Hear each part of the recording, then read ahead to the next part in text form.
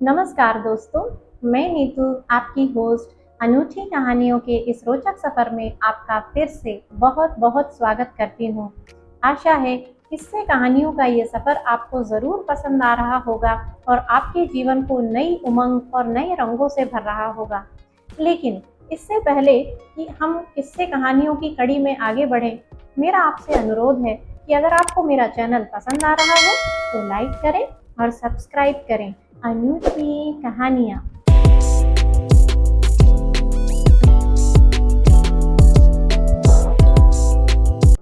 तो दोस्तों, पैकेजिंग में उपयोग होने वाला बबल रैप क्या ऊन से या फिर नारियल के रेशे से बनाया जा सकता है? दोस्तों, आज धरती पर बढ़ता हुआ कचरा हम सबके लिए चिंता का विषय है और उसमें भी खासकर प्लास्टिक का कचरा। आज हम सभी प्लास्टिक के कोई इको फ्रेंडली समाधान ढूंढने के ऊपर काम कर रहे हैं।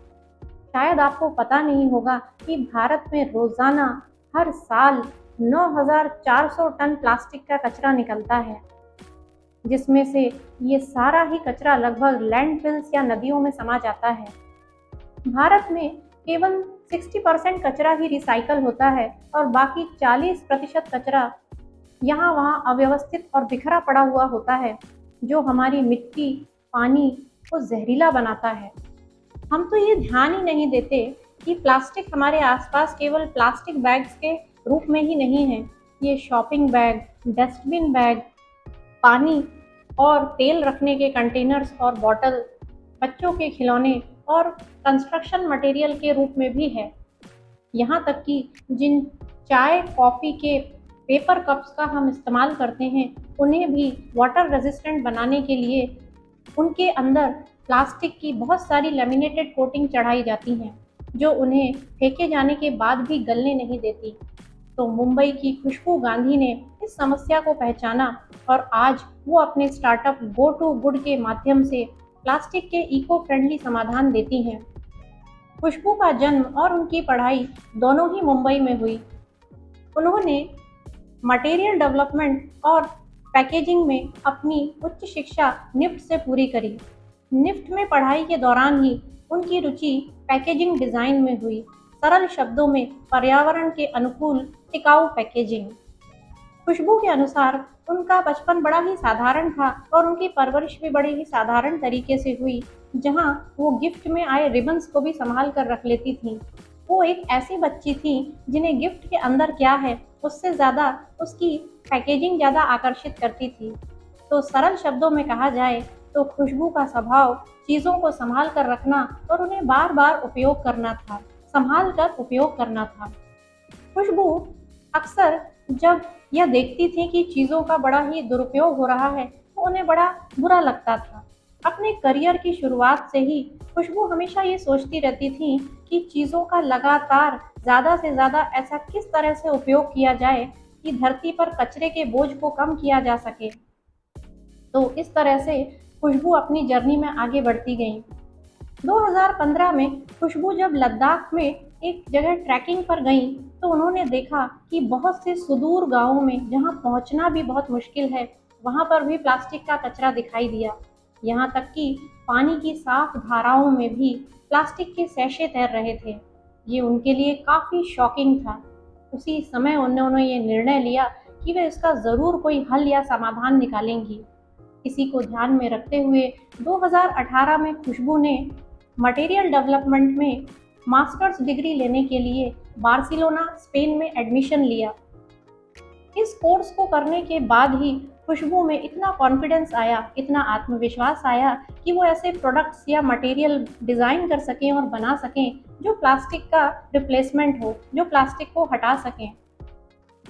एक साल की रिसर्च के बाद खुशबू ने आखिरकार अपने पति चाणक्य और अपने भाई के साथ मिलकर अपनी company go to good launch की।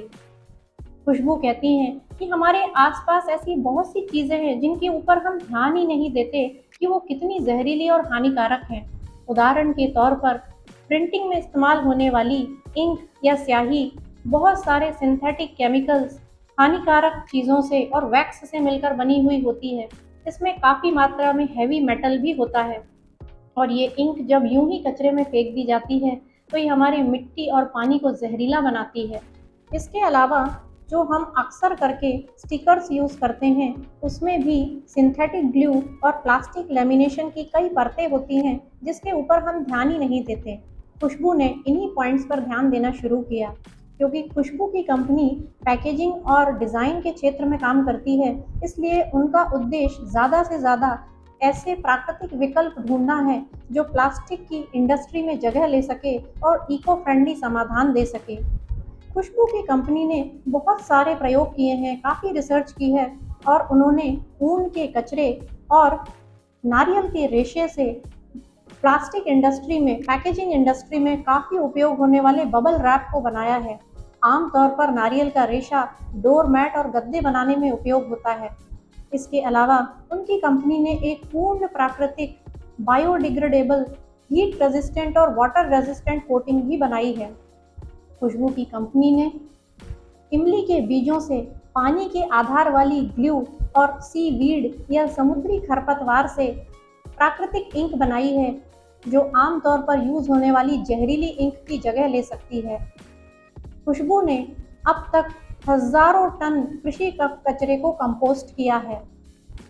उनकी कंपनी गो टू गुड ने अब तक 10 टन सिंगल यूज प्लास्टिक को बाजार से हटाकर 1.5 लाख प्रोडक्ट्स पर इको फ्रेंडली इंक की प्रिंटिंग की है और 7 टन बबल रैप को हटाकर मार्केट में नारियल के रेशे से बने प्राकृतिक कॉयर को उतारा है।